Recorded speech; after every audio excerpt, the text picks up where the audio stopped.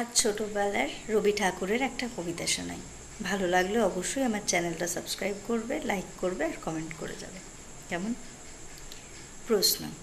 কবিগুরু রবীন্দ্রনাথ ঠাকুর।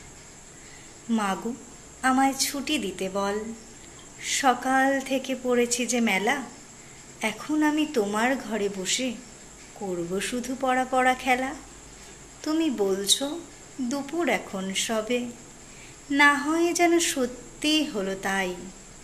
একদিনও কি দুপুরবেলা হলে বিকেল হলো মনে করতে নাই? আমি তো বেশ ভাবতে পারি মনে, সূর্যি ডুবে গেছে মাঠের শেষে, বাগদি বুড়ি চুবড়ি ভরে নিয়ে শাক তুলছে পুকুর ধারে এসে। আদার হলো মাদার গাছের তলা, কালি হয়ে এলো দিঘির জল, হাটের থেকে সবাই এলো ফিরে, মাঠের থেকে এলো চাষির দল। মনে কর না উঠল সাজের তারা, মনে কর না সন্ধে হলো যেন, রাতের বেলা দুপুর যদি হয়, দুপুরবেলা রাত হবে না কেন? কেমন লাগলো অবশ্যই জানাবে। ছোটোবেলার কবিতা, ছোটোবেলায় স্কুলে বলেছিলাম, ম্যাডাম খুব ভালো বলেছিল।